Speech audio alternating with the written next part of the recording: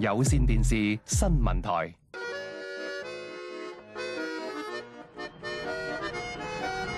103愛娛樂。翻嚟最前線，澳門立法會選舉2日後舉行。澳門廉政公署搗破一個涉嫌賄選集團，拘捕咗多名嘅人士，咁懷疑佢哋以500至到700蚊澳門幣買票。黃永國報導。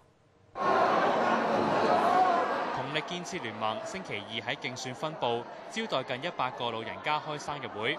當時名單排頭嘅候選人賴初偉解釋，佢哋過去10年都有為老人家開生日會，同選舉無關。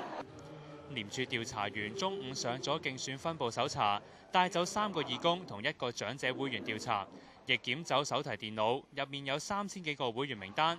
候選人話唔清楚廉署行動嘅目的。我諗所有市民、所有選民呢係眼睛係雪亮嘅，即係知道我哋平時係做緊乜嘢。我覺得今次對我哋嗰個係有正面嘅幫助嘅。廉署其後發新聞稿話，根據可靠消息偵破一宗涉嫌賄選案。案情透露，有人用每人500至700蚊澳門幣收買選民，要求佢哋喺投票日到指定食肆集合，再按指示投票。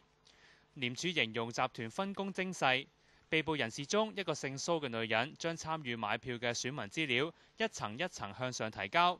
廉署發現第4層嘅頭目，一個姓劉嘅男人就管有300個選民資料。